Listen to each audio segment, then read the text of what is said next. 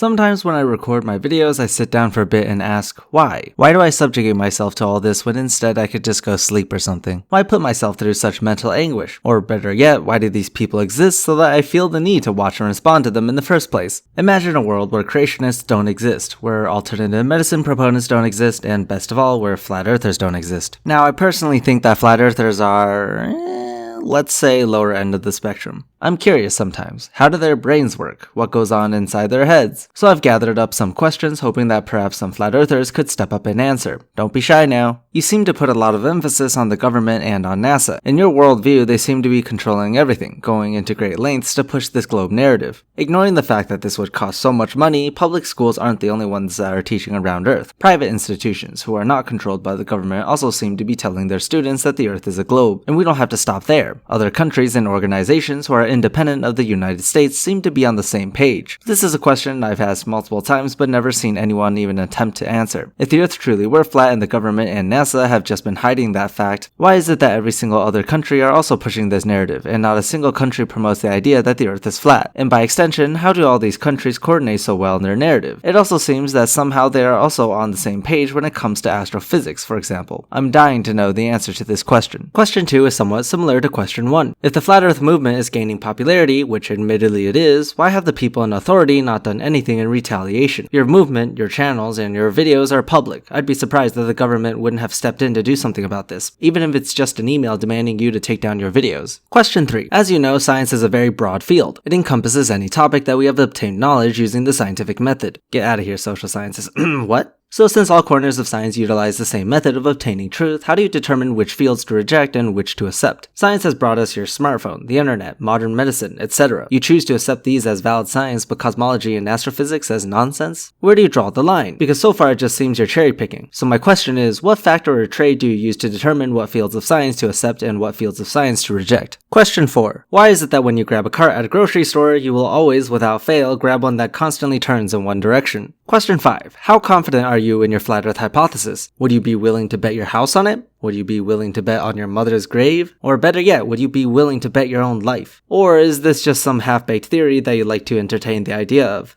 Question 6. What do you have to gain from this? I understand that uncovering the, quote, truth is important, but personally, what do you gain from this? What is personally driving you to make videos or debate others on the shape of the Earth? I myself make videos because I enjoy spreading the word of science. I believe that I'm contributing to making the world a little less ignorant, which can be achieved by exposing more people to science. For me, science is everything when it comes to human progress. So what is your motive? Is it about the truth? Is it about the community? Or is it about the pleasure you feel when you believe you're intellectually superior to others? Question 7. Never mind, I don't have a question 7. Question 8. Do you personally know someone who works at NASA? Perhaps a friend or an acquaintance? Have you not tried asking NASA employees directly? Surely with how many flat earthers there are, you'd at least have some connections with physicists or engineers working at NASA. I'm sure if they were your friend or something, they wouldn't be hiding the truth from you. By extension to this question, why have you made no effort in communicating with people who supposedly are responsible for promoting the idea of a round Earth? This includes anyone working at NASA, people who work for the government, teachers at public schools, university professors, etc. Surely if there's a grand conspiracy going on, their interactions with you would be suspicious. And if you had friends working in such fields, they probably wouldn't lie to you. All I'm saying is that there are better steps to take than to sit in your room conspiring with other people on the internet. Oh yes, this leads me to question 9, which is very similar. Why have you yet to make a trip to Antarctica? There are services out there that with a certain cost would be willing to take you there. And as expensive as it is, it wouldn't be hard for such a massive group of people to raise enough money for a trip.